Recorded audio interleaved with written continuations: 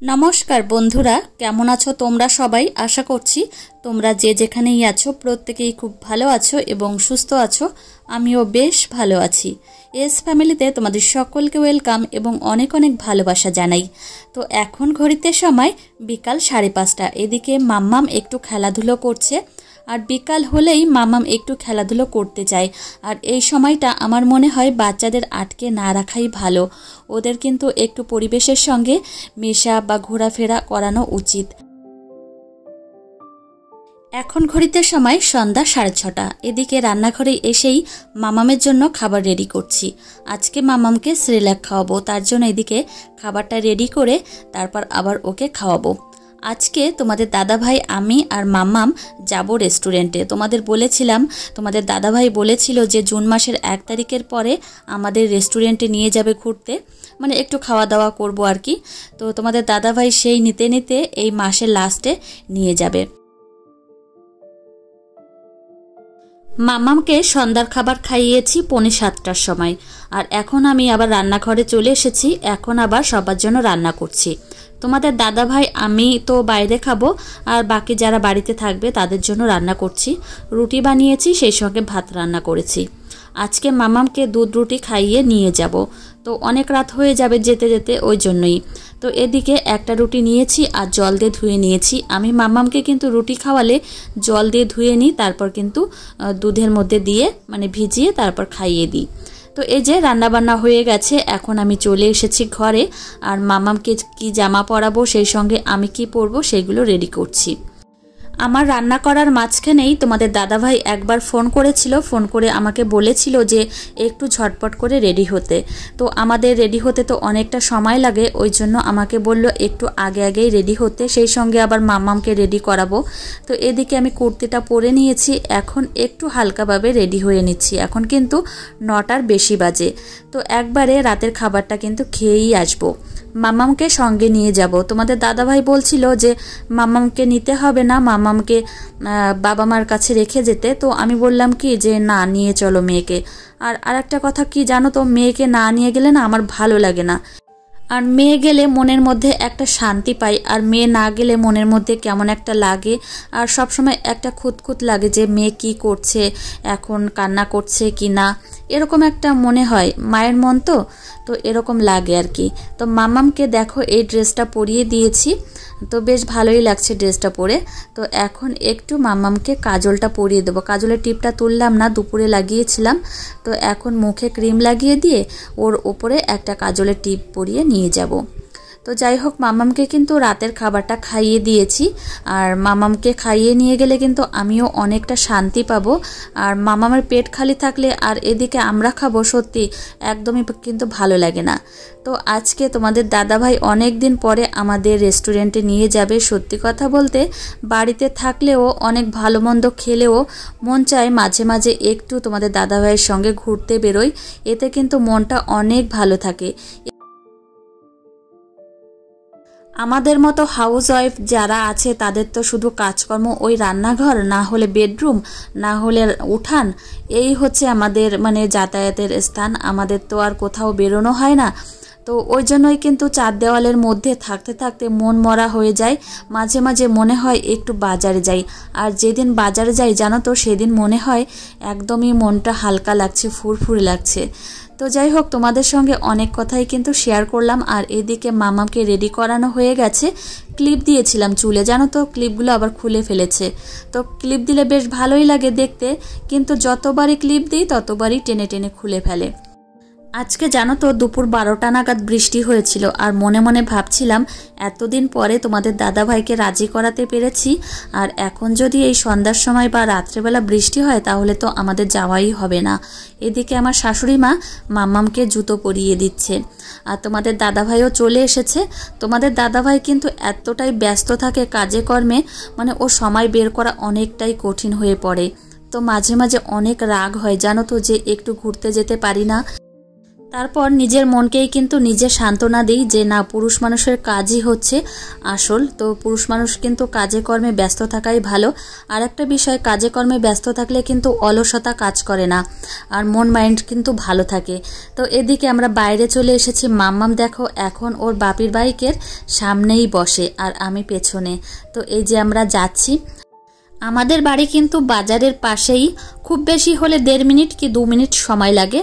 তো এদিকে দেখো চলে এসেছি বাজারে, আর আমাদের আসতে আসতে রাত 10টা বেজে গেছিলো। তোমাদের দাদা ভাই মানে এত লেট করে এসেছিল, লাস্টে না প্রচণ্ড রেগে গেছিলাম। আর আরেকটা বিষয় জানো তো, সেজে গুজে বসে থাকতে কিন্তু প্রচণ্ডই রাগ হয়। তো এদিকে তোমাদের দাদা ভাই খাবার অর্ডার দেবে। মাম্মাম রেস্টুরেন্টে এসে এত পরিমাণে ছোটাছুটি করছিল, তোমাদের দাদাভাই বলছিল যে মাম্মামকে বাড়িতে রেখে আসব, না হলে আমরা বসে খেতে পারবো না। মাম্মাম প্রচণ্ডই দুষ্টুমি করছিল। তো এখানে এসে সত্যি প্রচণ্ডই ভালো লাগছিল। তোমাদের দাদাভাই কিন্তু আমার সব আবদারই রাখে, সে ছোট হোক বা বড় হোক, যেমনই হোক না কেন। আমি চাই তোমাদের দাদাভাই যদি আমাকে রাস্তার পাশে কোনো চায়ের দোকানে বসিয়েও যদি আমাকে 1 কাপ চা খাওয়ায়, আমি কিন্তু তাতেই শান্তি, মানে তাতেই কিন্তু আমি খুশি। তো এদিকে দেখো মামাম আবার নেমে গেছে। তো মামামকে তোমাদের দাদাভাই বাড়িতে রেখে আসবে। তো আমার প্রিয় বন্ধুরা, গত 2 দিনের ভিডিওতে কমেন্ট বক্স অফ ছিল। তো অনেক চেষ্টা করেছি খোলার জন্য, কিন্তু অফই রয়েছে। তো যাই হোক, কী জন্য হয়েছে জানি না। তো আজকের ভিডিও দিতেও কিন্তু অনেকটা দেরি হয়ে গেছে, প্লিজ তোমরা একটু মানিয়ে গুছিয়ে নিও। তো এডিট করতে অনেকটা সমস্যা হয়ে গেছিলো। তো এদিকে দেখো মাম্মাম কিন্তু একদম স্থির নেই, মাম্মাম কিন্তু দুষ্টুমি করেই চলেছে। তোমাদের দাদাভাই সিদ্ধান্ত নিয়েছে মাম্মামকে বাড়িতে রেখে আসবে। তো এদিকে তোমাদের দাদাভাই অর্ডার দিয়েছিল, মানে দাদাভাই না, আমি বলেছিলাম যে ললিপপ, মানে চিকেন ললিপপ অর্ডার দিতে, আর আমার এটা খুবই পছন্দের খাবার। তো এদিকে তোমাদের দাদাভাইয়ের জন্য ওয়েট করছি। তোমাদের দাদাভাই মাম্মামকে রাখতে গেছে। আমি কিন্তু একদমই রাজি ছিলাম না যে মাম্মামকে আমি বলবো যে রেখে আসতে। তোমাদের দাদাভাই কিন্তু জোর করে রেখে এসেছে। এই যে আবার চলে এসেছে, এখন আমরা দুজনে খাচ্ছি। তোমাদের সঙ্গে আমি বেশিরভাগ আমার সংসারের কাজকর্ম, সেই সঙ্গে মামামকে খাওয়ানো দাওয়ানো, মামামের যত্ন, এই সমস্ত ব্লগে কিন্তু দেখিয়ে থাকি। তো যাই হোক, আজকে একটু অন্য ধরনের ব্লগ করলাম। তোমাদের কেমন লেগেছে অবশ্যই কিন্তু জানিও। তো যাই হোক, মামামের জন্য কিন্তু প্রচণ্ডই খারাপ লাগছিল, কিন্তু তোমাদের দাদাভাই কিন্তু আমার কথা না রেখেই মামামকে রেখে এসেছে।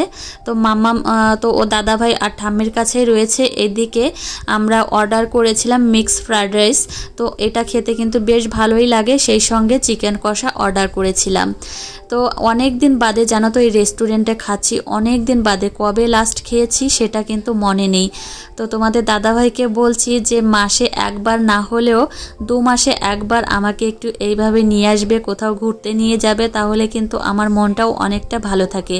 আর বাচ্চা নিয়ে দৌড়াদৌড়ি, সেই সঙ্গে সংসারে কাজকর্ম, এই মানে এর মধ্যে থাকতে না, এই 4 দেওয়ালের মধ্যে থাকতে থাকতে মাঝে মধ্যে না মনটা কেমন ভারাক্রান্ত হয়ে যায়। আর এই যে তোমাদের দাদাভাই নিয়ে এসেছে, মানে অনেকটা পরিমাণে ভালো লাগছে।